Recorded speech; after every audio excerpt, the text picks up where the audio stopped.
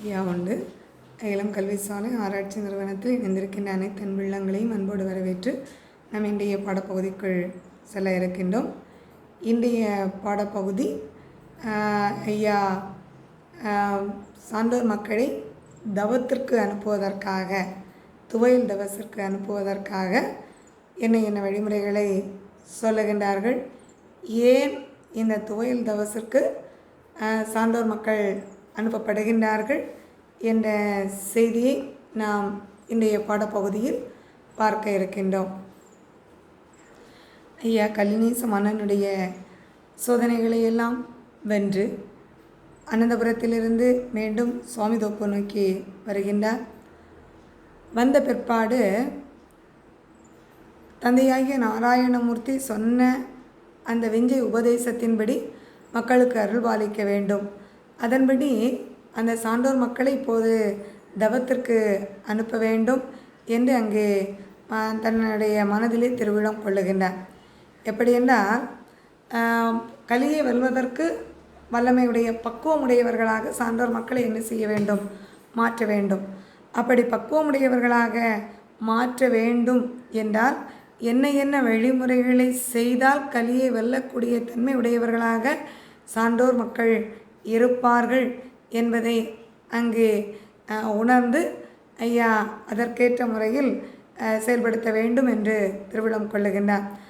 அதன்படி சான்றோர் மக்களை அழைத்து சொல்லுகின்றார்கள், சான்றோர் மக்களே, நீங்கள் எல்லோரும் துவையல் தவத்திற்கு செல்வதற்கு தயாராக வேண்டும். இந்த துவையல் தவம் எதற்காக செய்யப்படுகின்றது என்றால், முற்றிலும் மனதை பக்குவப்படுத்துவதற்காக. ஏனென்றால் கலியை வெல்ல வேண்டுமென்றால் மனம் பக்குவப்பட வேண்டும். அந்த மனம் ஒருநிலைப்பட்டு பக்குவ நிலையை அடைவதற்கு ஏற்ற வழிமுறைகள் தான் இந்த துவையல் தவசில் பயிற்சியாக ஐயா சொல்லி அனுப்புகின்றார்கள். அதன்படி ஐயா சொன்ன உடனே அந்த துவையல் தவசிற்கு செல்வதற்கு மக்கள் எல்லோரும் தயாராக வருகின்றார்கள். மேலும் தந்தையாகிய நாராயணமூர்த்தி சொன்னபடி ஒவ்வொரு செயல்பாடுகள் இதனை மூலம் சான்றோர் மக்களை சான்றோர் அந்த சுத்தமாதர்களை தன்னோட ஐக்கியப்படுத்த வேண்டும். தெய்வ சக்திகளை ஒன்று என்ற நிலைக்கு ஐக்கியப்படுத்தி செயல்படுத்த வேண்டும். இப்படி ஒவ்வொரு காரண காரியங்களையும் செயல்படுத்த வேண்டி இருக்கின்றது. அதன்படி முதலாக அந்த துவையல் தவஸ் மக்களை பண்படுத்த வேண்டும் என்பதற்காக. காரணம் எதற்காக என்றால், அந்த மக்களுக்கு மேன்மையான வாழ்வு கொடுக்க வேண்டும். ஏன்னா ஐயா விஞ்சை சொல்லுகின்ற போது சொல்லுவார்கள், அதாவது அதாவது ஒவ்வொரு காரியங்களுக்குரிய விஞ்சை உபதேசங்களை சொல்லி, ஒரு உபதேசம் மட்டும் நான் சொல்லவில்லை, அது தந்தையாகிய நாராயண ஆதியில் எனக்கு சொன்ன உபதேசம் அப்படின்னு அது என்ன செய்ய முடியும், உணர்ந்து தான் கொள்ள முடியும். அந்தந்த தருணத்திற்கு ஏற்றவாறு அதை உணர்ந்து கொள்ள முடியும். இதை மக்கள் தன்னுடைய மனதிலே உணர வேண்டும், தன்னுக்குள் அறிந்து கொள்ள வேண்டும். ஆகவே இந்த நாட்டில் பல சிறப்புகளை செய்ய வேண்டும். அந்த சிறப்போடு மக்கள் அந்த உண்மையை நிலையை தங்களுடைய உள்ளத்தில் தான் பின்னாடி என்ன வர இருக்கின்றது என்பதை முன்கூட்டியே அறியக்கூடிய அந்த வல்லமை. அந்த வல்லமையை பெற்றவர்கள் யார்? இதற்கு முன்பு ஞானிகளும் சித்தர்களும் பெற்றிருந்தார்கள் இல்லையா? ஆனால் இப்போது இந்த சான்றோர் மக்களே அந்த வல்லமைகளை பெற இயலும். அவர்களுக்கு அந்த பயிற்சியை நாம் என்ன செய்ய வேண்டும், அழிக்க வேண்டும் என்று அங்கே என்ன செய்கின்றார்கள், திருவிழம் கொண்டு அந்த சான்றோர் மக்களை அழைத்து சொல்லுகின்றார்கள். எப்படி?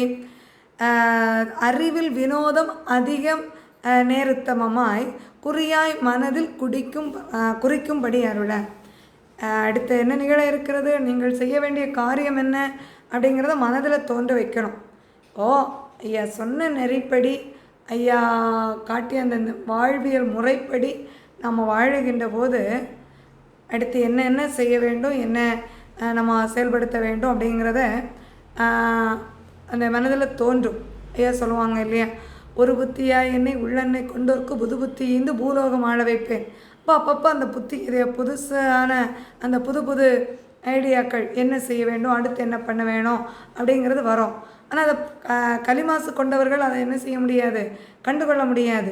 ஏன்னா இவங்களால் மட்டும் செய்ய முடியுது, நம்மளால் செய்ய முடியலையே அப்படின்னு அவங்க என்ன செய்வாங்க, ஆனால் சரியான இறைவன் காட்டிய பாதையில் சென்று கொண்டிருக்கின்ற மக்களுக்கு இடையூறு கொடுப்பார்கள். இல்லை என்றால் அவர்களை அழித்து விட வேண்டும் என்று நினைப்பார்கள். ஆனால் ஒரு உண்மையை என்ன செய்வார்கள்? மறந்து விடுவார்கள். நாமும் அதை போல் வர வேண்டுமென்றால் அந்த பக்குவ நிலையை நாம் அடைய வேண்டும். அப்போ அதற்கேற்ற நிலையை நம்ம வாழ்ந்தால் நாமும் அந்த நிலையை என்ன செய்ய முடியும்? அடைய முடியும் என்ற அந்த உண்மையை மறந்து அவர்கள் அந்த கல்லிநீசத்தன்மையோடு செயல்படுவார்கள். ஆனால் ஐயா என்ன நினைக்கிறார்கள்? எல்லோருக்கும் அந்த மனதில் அந்த நினைத்த அந்த உத்தரவுபடி நடப்பதற்கு அங்கே அருள் கொடுக்க வேண்டும் அப்படின்னு ஐயா என்ன செய்கிறார்கள்? எண்ணுகின்றார்கள். அதனால் அந்த சான்றோர் மக்களிடம் அதற்கான வழியை நீங்கள் கண்டுகொள்ள வேண்டும், தெரிய வேண்டும் அப்படின்னா என்ன செய்யணும்? 3 நேரம் துவைத்து 1 நேரம் மட்டும், மதியம் 1 நேரம் மட்டும் என்ன செய்யணும்? அன்னம் சாப்பிட வேண்டும். அந்த அன்னமும் எப்படி சாப்பிடணும்? பச்சரிசி, சிறுபயிறு, மிளகு, தேங்காய் இந்த இதுவும் நம்ம கலந்து அந்த பச்சரிசியால் செய்யப்பட்ட அந்த பாலன்னம், நம்ம இப்போ ஐயாவுக்கு பாலன்னம் வைக்கிறோம் இல்லையா, அந்த பாலன்னத்தை நம்ம என்ன செய்யணும்? சாப்பிட வேண்டும் அப்படின்னு சொல்கிறாங்க. ஏன் இந்த உணவு கட்டுப்பாடு? இந்த உணவு கட்டுப்பாட்டுடன் இருந்தால் மட்டும்தான் தவத்தை நிறைவேற்ற முடியுமா என்ற கேள்வி மனதில் என்ன செய்யலாம்? வரலாம். கண்டிப்பாக உணவுக்கும் குணத்திற்கும் ஒரு தொடர்பு இருக்கின்றது. ஆகையால் தான் ஐயா தவம் இருக்கின்ற போது நீங்கள் இந்த உணவை மட்டும்தான் எடுத்துக்கொள்ள வேண்டும் என்று சொல்லி என்ன செய்கின்றார்கள்? அங்கே உணவு முறையையும் நமக்கு சொல்லி தருகின்றார்கள். என்ன அப்படின்னா, நம்ம எதை உண்ணுகின்றோமோ அதனுடைய தாக்கம் நம்முடைய குணத்தில் ஏற்படுத்தும். அது மட்டும் இல்லை, அந்த குணம் மாறுகின்ற போது நம்முடைய செயல்பாடுகளும் என்ன செய்யும்? மாறும். அந்த பாலன்னம் என்று சொல்லுகின்ற போது ஒரு புறம் நம்முடைய உடம்புக்கு அது ஆக்கப்பூர்வமான சக்தியை கொடுப்பதோடு மட்டுமல்லாமல் புற இச்சைகளை என்ன செய்யாது? தூண்டாது. அது மட்டுமல்ல, இந்த உடலானது ஒரு லேசான நிலையில் இருக்கக்கூடிய ஒரு நிலையை இங்கே என்ன செய்கின்றது? இந்த உணவு நமக்கு அளிக்கின்றது. அது மட்டுமல்ல, அந்த எண்ணங்களில் மாற்றம். ஏன்னா இப்போ ஒரு மிருகத்தை அடித்து சாப்பிடக்கூடியவங்களுக்கு அந்த மிருகத்தினுடைய குணம்தான் இருக்கும்.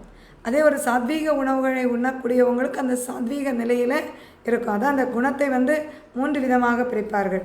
அதாவது சாத்வீகம், தாமசம், ராசச குணம் என்று சொல்லி பிரிப்பார்கள். அப்போ அந்த உயிர்களை கொண்டு சாப்பிடுகின்ற போது அந்த உணவு முறையில் என்ன செய்யும்? இந்த குணத்தில் என்ன செய்யும்? மாற்றங்கள் வந்துவிடும். ஆனால் பழங்கள், காய்கறிகள், கீரை வகைகள் இதை சாப்பிடுகின்ற போது சாத்வீக குணம், இயற்கையாகவே சாத்வீக குணம் வந்துவிடும். ஆனால் அதையெல்லாம் தாண்டிய நிலையில் இவற்றையெல்லாம் கூட மறந்து நீங்கள் பாலன்னம் மட்டும் 1 நேரம் சாப்பிடுகின்ற போது நாம் ஞான நிலையை, ஒரு ஞானியர்கள் எப்படி இறைவனை கண்டு கொண்டார்களோ அந்த நிலையை நீங்கள் என்ன செய்ய முடியும்? அடைய முடியும். அப்போ காலை மாலை உகப்பாட்டு, மதியம் என்ன செய்யணும்? உச்சிப்பாட்டு, அதுக்கப்புறமா மாலை மீண்டும் என்ன செய்யணும்? உகப்பாட்டு படிக்கணும். இதுதான் அந்த தவத்தினுடைய முறையை சொல்லி விளக்குகின்றார்கள். அப்போ அந்த மக்கள் எல்லோரும் என்ன செய்கின்றார்கள்? தயாராகுகின்றார்கள், தவத்திற்கு செல்வதற்கு தயாராகின்றார்கள். எப்படி? ஒருத்தவங்க மட்டும் நாங்கள் ஒரு வீட்டில் ஒருத்தர் மட்டும் வர்றது அப்படிங்கிறது மாதிரி இல்லை. எல்லோரும் ஒரு வீட்டில் யார் யார் இருக்கிறாங்களோ, பெரியவர்கள் முதல் சிறியவர்கள் வரை வயோதிக பருவத்தில் கட்டிலே படுத்தே இருக்கக்கூடிய அந்த வயோதிக பருவத்தை அடைந்தவர்கள், பருவ வயதை எட்டுகின்ற நிலையில் இருக்கக்கூடிய சிறு பிள்ளைகள், மேலும் கர்ப்பம் உண்டாகி இருக்கக்கூடிய கர்ப்பஸ்திரீமார்கள், இப்படி எந்தவித வயது வேறுபாடு இல்லாமல் எல்லோரும் ஒன்றாக என்ன செய்கின்றார்கள்? தவத்திற்காக வருகின்றார்கள். இப்போ தவத்திற்காக வருகின்ற போது அவங்க வந்ததோடு மட்டும் இல்லை, தங்களுடைய சொத்து சுகம், அவங்களுடைய வீடு எல்லாத்தையும் விற்றுட்டே வராங்க. அரை பாதி விலைக்காக வேண்டி என்ன செய்கின்றார்கள்? விற்கின்றார்கள். விற்று ஐயாவிடம் ஐயா சொல்கிறாங்க, ஐயா நாங்கள் தவத்திற்கு செல்வதற்கு தயார். அதுதான் இந்த அத்தனை பற்றுகளையும் விட வேண்டும். நம்ம இந்த தவத்தில் நம்ம மேன்மை அடைய வேண்டும் அப்படின்னா என்ன செய்ய வேண்டும்? முற்றிலும் அனைத்து உலக பற்றுகளை என்ன செய்ய வேண்டும்? விட வேண்டும் என்பதை தான் இங்கே நமக்கு என்ன செய்கிறாங்க? சொல்கிறாங்க. அவங்க வீட்டை விற்றாங்க, ஆடு மாடுகளை விற்றாங்க, தங்களுடைய பயன்படுத்தி வந்த பொருட்களை விற்றாங்க அப்படிங்கன்னு சொல்கிறதுலேருந்து என்ன தெரியுது அப்படின்னா, அந்த பற்று என்பது இருக்கின்றது வரையிலும் அந்த ஒரு முழுமையான ஒரு தவம் அப்படிங்கிறத நிறைவேற்ற முடியாது. இப்போ உதாரணமாக நம்ம இப்போ ஒரு இல்வாழ்க்கையில் இருந்துகிட்ருக்குறோம். இப்போ இறைவனை நம்ம வணங்கிக்கிட்டே இருக்கக்கூடிய நேரம் என்ன நினைப்பு வரோம்? ஐயோ பிள்ளை எங்கே இருக்குதோ, இல்லை அப்பா எங்கே இருக்கிறாங்களோ, அம்மா என்ன செய்கிறாங்களோ, இல்லை அவங்க என்ன பண்ணுறாங்களோ, இவங்க வெளியில் போனாங்க வரலையே, இப்படிப்பட்ட பல விதமான எண்ணங்கள் என்ன செய்யும், மனதில் வந்துகிட்டே இருக்கும். இனி அடுத்து என்ன நினைப்போம்? ஆடு மாடுகள் இருந்துச்சுன்னா அதற்கு சாப்பாடு வைக்கணும், இதை பார்க்கணும் அப்படின்னு சொல்லிட்டு ஒரு எண்ணங்கள் வரும். இனி நம்மளுடைய பண்ட பாத்திரங்கள் இருந்துச்சுன்னா ஐயோ நம்ம அதெல்லாம் எடுத்து ஒதுக்கி வைக்கணும், பாதுகாப்பாக இருக்கணும், இப்படி பல பல பல எண்ணங்கள் நம்மை சூழ்ந்து கொண்டே இருக்கும். அப்போ ஒரு நிலையில் மனம் ஒருநிலைப்படுவது என்பது இயலாத ஒரு காரியமாக இருக்கும். அப்போது இதை ஏற்றுக்கொண்ட மக்கள் என்ன செய்கின்றார்கள்? எல்லாவற்றையும் துறக்கின்றார்கள். இதுவெல்லாம் வேண்டாம், எல்லாத்தையும் விட்டுட்டு ஒரே நினைவோடு இறைவனை தஞ்சமென்று என்ன செய்ய வேண்டும், வாழ வேண்டும் அப்படிங்கிற நிலைக்காக அவங்க என்ன செய்கின்றார்கள்? ஒன்றாக எல்லாவற்றையும் எல்லாவற்றையும் விட்டுவிட்டு அவர்கள் என்ன செய்கின்றார்கள்? வருகின்றார்கள். தவம் இருப்பதற்காக அங்கே வருகின்றார்கள். அதாவது தவமது செய்யவென்று சடுதியில் சான்றோரெல்லாம் உகமதை அழந்தோன் பாதம் உண்டன மனதிலாக்கி. இப்போ யார் மட்டும்தான் தெரிஞ்சோம்? இறைவன் மட்டும்தான் தெரிஞ்சோம். ஏன்னா எதுவுமே வேறு எந்த பொருளோ உறவினர்களோ சொந்த பந்தங்கள் எதுவுமே நிலையானது இல்லை. எல்லாம் இடையில என்ன செய்யும்? அழிந்து போகும். இப்போ இறைவன் மட்டுமே தஞ்சம். வகை பொருள் ஆசையற்று மனைவிகள் மக்கள் கூட திசையதை நோக்கிவாறு துவரையன் பதியில் வந்தார். இந்த சொத்து சுகம் பொருள் உடைமைகள் எல்லாவற்றினுடைய ஆசைகளை எல்லாம் விட்டுவிட்டு அந்த குடும்பத்தோடு எல்லாரும் என்ன செய்கிறார்கள்? அந்த துவரையம்பதி என்று சொல்லக்கூடிய அந்த துவரையம்பதியினுடைய அந்த வடைவாசலுக்கு நோக்கி வராங்க. மண்ணுடன் மனைகள் ஆசை, மாடுடன் வீடு ஆசை, பொன்னுடன் பொருளின் ஆசை, பூதல மனுவோர் ஆசை, எண்ணுடன் எழுத்தின் ஆசை, இடறு போல் ஆசை வேசை, ஒன்னுடன் ஆசை நீக்கி உடையவன். எல்லா ஆசையும் விட்டுட்டு இறைவனே தஞ்சம் அப்படின்னு சொல்லிட்டு என்ன செய்கின்றார்கள்? தவத்திற்கு தயாராகின்றார்கள். கொண்டன மனதில் பூண்டு குருவரா தஞ்சமென்று பண்டுனல் துவாரகையின் வடவாசல், அந்த துவாரகை கடலுக்குள் மறைத்து வைக்கப்பட்டிருக்கிறது அல்லவா, அந்த பதியினுடைய வடவாசலுக்கு நேராக இருக்கக்கூடிய அந்த பகுதியில் கடற்கரையில் என்ன செய்கிறாங்க? வராங்க. எந்த இடம் தவத்தை நிறைவேற்றுவதற்கு சிறந்த இடம் என்பதை என்ன செய்கின்றார்கள்? ஆராய்கின்றார்கள். அதன்படி அந்த தவத்திற்கு ஏற்ற இடம் எது என்று அவர்கள் தேர்ந்தெடுக்கின்றார்கள் என்றால் அந்த வாகைப்பதி என்று சொல்லக்கூடிய அந்த வாகைப்பதியை தேர்ந்தெடுக்கின்றார்கள். வாகைப்பதியினுடைய இயல்பு என்ன அப்படின்னா வன்னிமர சோலைகள். அந்த வன்னிமர சோலைகள் அடங்கிய பகுதியாக வாகைப்பதி இருக்கின்றது. அந்த வாகைப்பதியில் அங்கே அந்த வன்னிமர சோலைக்கு அடி அந்த மரத்திற்கு அடியில் இருக்கின்ற போது அந்த இடத்துல என்ன இருக்காது அப்படின்னா மனம் அலைபாயாது. மனத்தை ஒருநிலைப்படுத்தக்கூடிய அந்த ஒரு பக்குவ நிலை அந்த இடத்தில் இருக்கின்ற போது வரும். அந்த வன்னி மரத்திற்கு அதற்கு ஒரு குணம் இருக்கின்றது. எனவே அந்த இடத்தை தேர்ந்தெடுத்து இந்த இடத்தில் நான் தவம் செய்தால் நம்முடைய தவத்தை சிறப்பாக நிறைவேற்ற முடியும் என்று எண்ணி அங்கே அவர்கள் வாவை நற்பதி, இந்த பதி நமக்கு சிறந்த இடம் என்று சொல்லி அதை தேர்ந்தெடுக்கின்றார்கள். தேர்ந்தெடுத்து தெரிந்திட கடலில் மூழ்கி சிவக்கலை அணிந்தார் தாமே. சிவக்கலை அப்படிங்கிறது ஆடை, அதாவது தவம் இருக்கக்கூடிய நேரம் ஒரு ஆடை. இப்போ அதை என்ன அப்படின்னா அந்த காவி ஆடை. இந்த காவி ஆடை என்பது நம்ம ஒரு ஆன்மீகத்திற்கு பயன்படுத்தக்கூடிய ஒரு நிலையில் நம்ம வைத்திருக்கின்றோம். ஏன் இந்த காவி ஆடை அணிய வேண்டும்? அதை நம்ம முதல்ல என்ன செய்யணும்? தெரிந்து கொள்ள வேண்டும். யார் யார் இதற்கு தகுதி உடையவர்கள் இந்த காவி ஆடை அணிவதற்கு? அதுதான் இந்த இதில் ஐயா நமக்கு சொல்லி வராங்க. யார் இந்த உலக பற்றுகளை துறந்தவர்கள் இருக்கின்றார்களோ அவர்கள்தான் இந்த காவி ஆடை அணிவதற்கு என்ன செய்வார்கள்? தகுதி உடையவர்கள். அதாவது இருந்தவர் அங்கே ஆண் பெண் எல்லாரும் அந்த பற்றுகளை எல்லாம் விட்டு மண்ணுடன் மனைகள் ஆசை, மாடுடன் வீடு ஆசை, பொன்னுடன் பொருளின் ஆசை, பூதல மனுவோர் ஆசை, என்னுடன் எழுத்தின் ஆசை, எல்லா ஆசையும் விட்டுட்டு இகவரா தஞ்சம் என்று இறைவனே தஞ்சம் என்று யார் வாழ்கின்றார்களோ அவர்களுக்கு உரியது தான் இந்த காவி ஆடை. அப்போ அதை தான் நம்ம என்ன செய்ய வேண்டும்? அந்த நிலை பக்குவப்பட்டவர்கள், மனம் பக்குவப்பட்டவர்கள் தான் இந்த ஆடை என்ன செய்ய வேண்டும்? அணிய வேண்டும். இப்படி அணிந்தவர் ஆணும் பெண்ணும் அன்புடன் மகிழ்ச்சி கூர்ந்து துணிந்தவர் தங்கள் தங்கள் துயரங்கள் அறவே நீக்கி அணிந்தவர் தன்னை நாதன் தன்னை பரிவுடன் மனதிலாக்கி தணிந்தவர் கோப வேக தகுழியை தள்ளி வாழ்ந்தார்.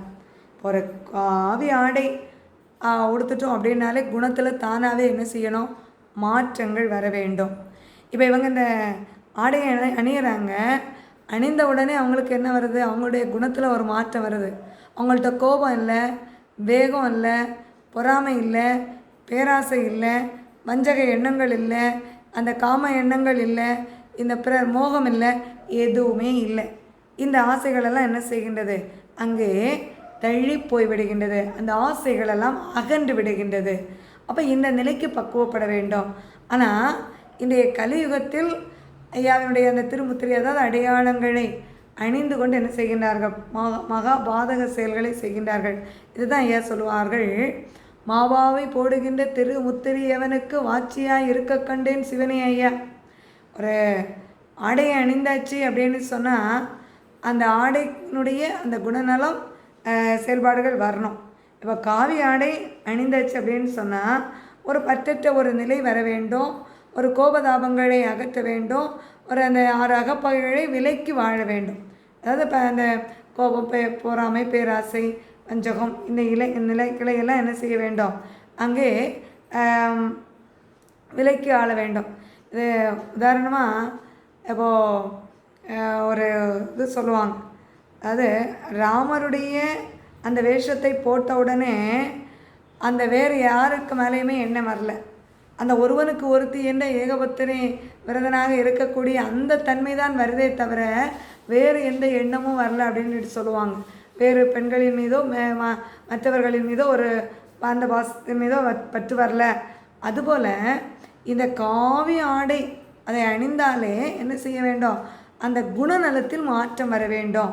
அந்த குணநலத்தில் மாற்றம் இல்லை என்றால் அங்கு என்ன செய்யும், அழிவு ஏற்படும். தான் ஏன் சொன்னார்கள், மாவாவி போடுகின்ற திருமுத்திரி அவனுக்கு வாட்சியாக இருக்க கண்டேன் சிவனே ஐயா. வாட்சன் அவனை அழிக்கக்கூடிய ஒரு ஆயுதமாக அங்கே இருக்கின்றது என்பதை எடுத்து சொல்லுகின்றார்கள்.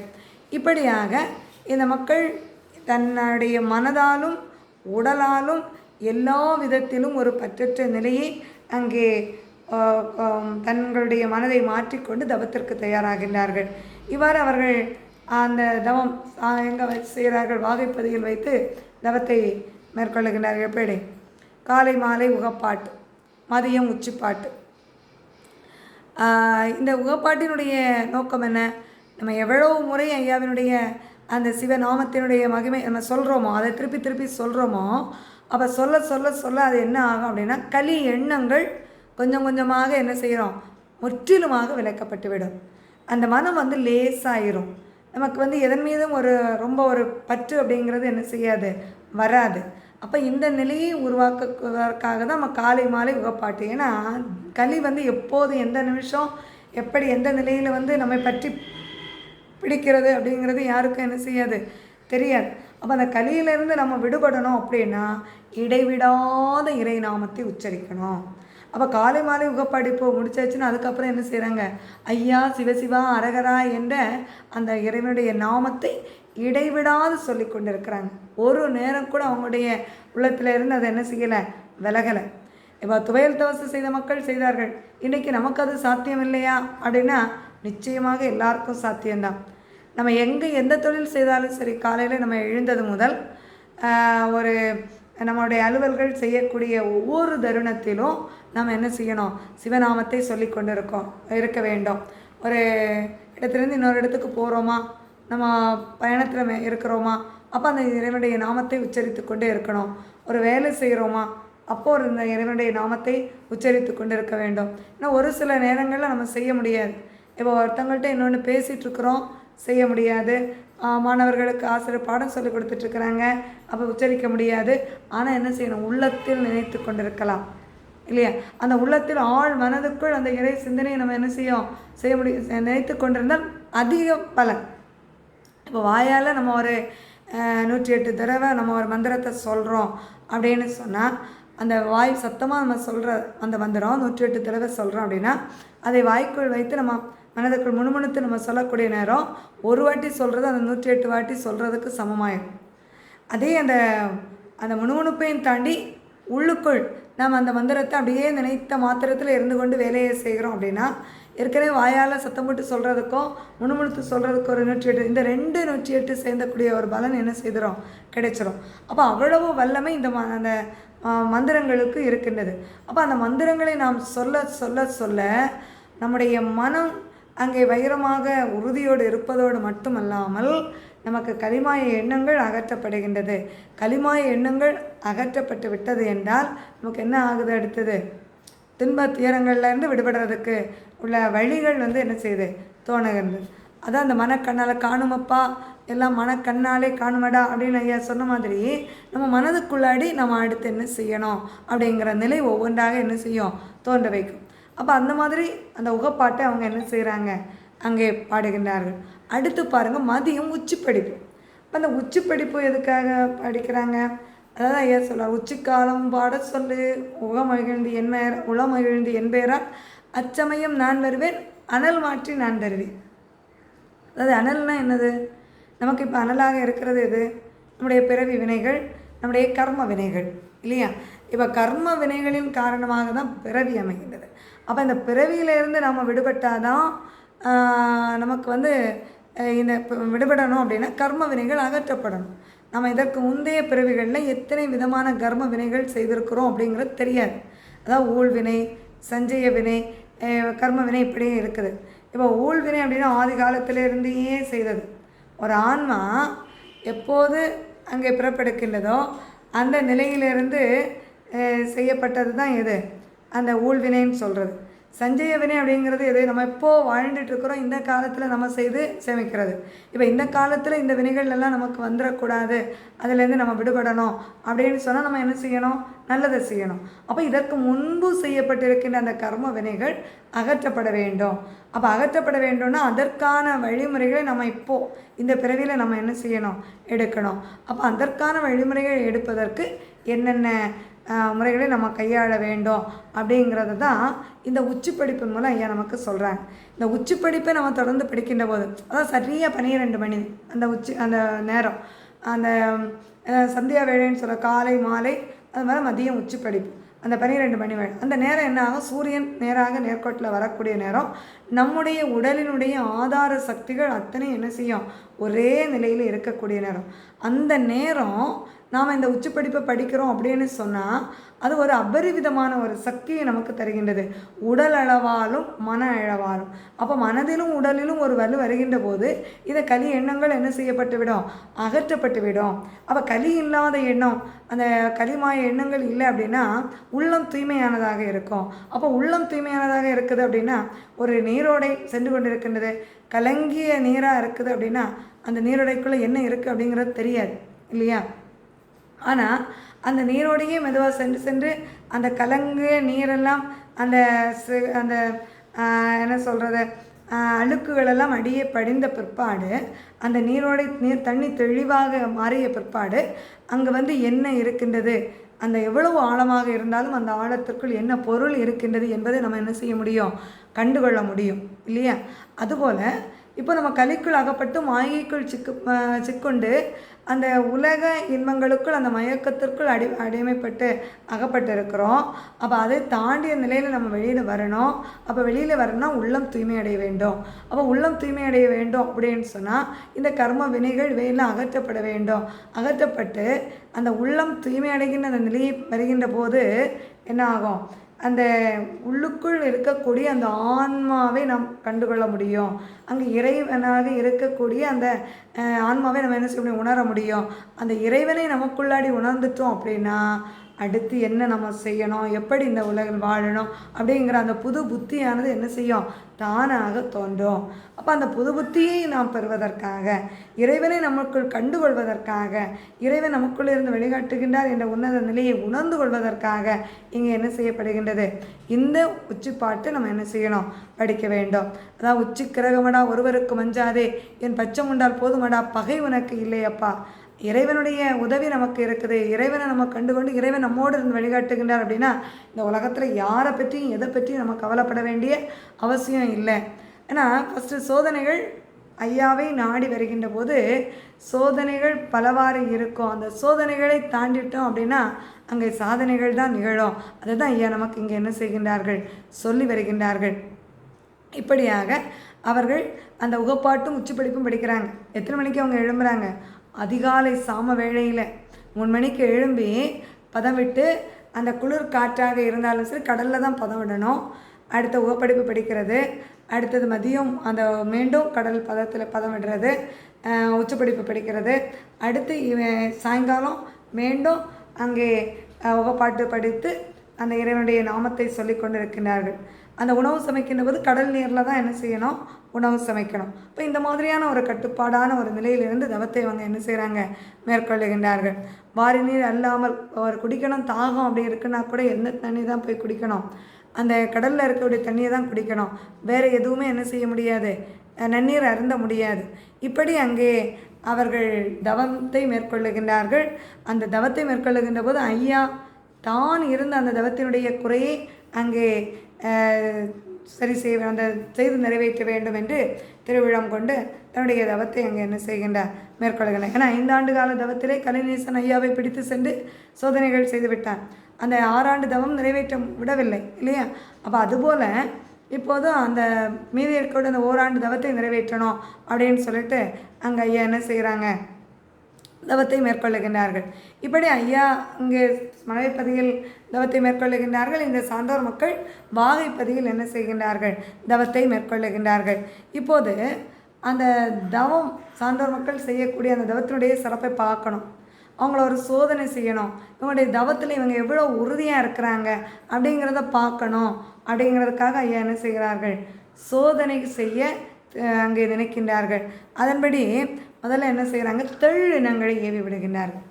அப்போ அந்த தெள்ளினங்கள் என்ன செய்யுது அப்படின்னு சொன்னால், அங்கே அந்த சான்றோர் மக்கள் இருக்கக்கூடிய அந்த எல்லா இடங்களையும் என்ன செய்கிறது? வளைந்து கொள்ளுகின்றது. அவங்க உடுக்கக்கூடிய உடை, அவங்க இருக்கக்கூடிய இடம், அவங்க உணவு சமைக்கக்கூடிய இடம், அவங்க உணவு சமைப்பதற்காக வைத்திருக்கக்கூடிய பாத்திரங்கள், தண்ணீர். சரி எனக்கு குளிக்கிறதுக்கு போகலாம் கடலில் அப்படின்னு சொன்னால், கடலில் போய் கடல் நீரை எடுத்த அங்கே என்ன கொத்து கொத்தாக அங்கே என்ன செய்யும்? தெள்ளினங்கள் மிதந்து கொண்டு இருக்கும். அப்போ அவங்க மக்கள் நினைக்கிறாங்க, ஐயோ நம்ம ஆடு மாடு கூட வளர்க்கலையே, 3 நேரம் துவைத்து நம்முடைய ஆடைகளெல்லாம் கூட அழகாக தானே இருக்குது, ஆனாலும் நமக்கு இந்த துன்பம் ஏன் வருகின்றது அப்படின்னு சொல்லி அவங்க என்ன செய்கிறாங்க? வேதனையோடு அங்கே இருக்கின்றார்கள். இப்படி அங்கே அந்த தெள்ளினங்கள் பலவாறு கடித்து துன்பப்படுத்துகின்றது. அப்போ துடித்து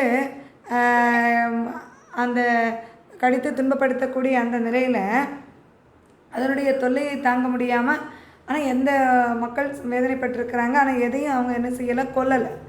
அதை கொல்லாமல் அப்படியே எடுத்து என்ன செய்கிறாங்க? விட்டுகிட்டே இருக்கிறாங்க. அடுத்ததான் மூட்டை பூச்சி ஏவி விடுறாங்க. மூட்டை பூச்சி ஏவி விட்டு அந்த மூட்டை பூச்சி என்ன செய்யுது? இவங்களை கடித்து வேதனைப்படுத்து.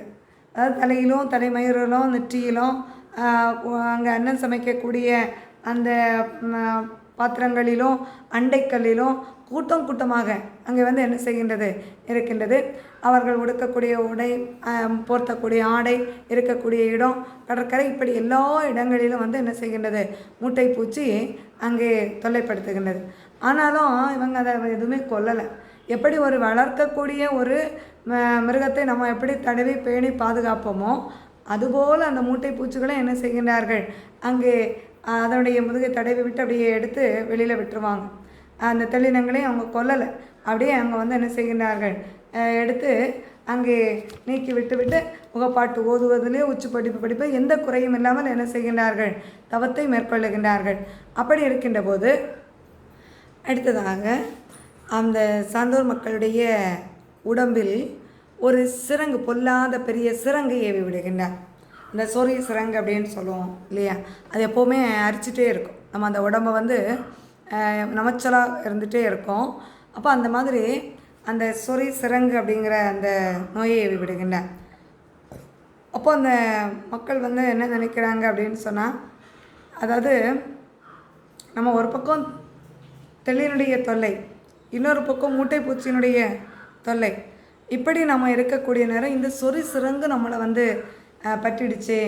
நம்ம எவ்வளவோ தூய்மையாக நம்ம ஆடையை வச்சுருக்கிறோம். அப்படி இருந்தும் இப்படிப்பட்ட பொல்லாத இந்த சிரங்கு பற்றியதனுடைய காரணம் என்னவோ? ஏன்னா ஒரு சின்ன ஒரு புண்ணு இருந்தால் கூட கடல் நீரில் குளிக்கக்கூடிய நேரம் அதனுடைய எரிச்சல் தாங்க முடியாது. இது உடம்பெல்லாம் சிரங்கு ஆகுது அப்படின்னு சொல்லும்போது அதனுடைய தாக்கம் எவ்வளோ வலியை எங்கே உருவாக்கும் இல்லையா? அப்போ அவங்க வந்து என்ன செய்கிறார்கள், அங்கே கடற்கரையில் போய் இருக்கிறாங்க. இந்த வேதனை தாங்க முடியலை, ஆனால் கடற்கரையில் போயிருப்போம். இங்கே தெள்ளினங்கள் இருக்க விடலை, மூட்டை பூச்சி இருக்க விடலை. சரி, நம்ம இங்கேருந்து நம்ம கடற்கரையில் போயிருப்போம் அப்படின்னு கடற்கரையிலே வந்திருக்கிறாங்க. அப்படி கடற்கரையில் வந்திருக்கக்கூடிய நேரம் கடல் அலையும் விடலை.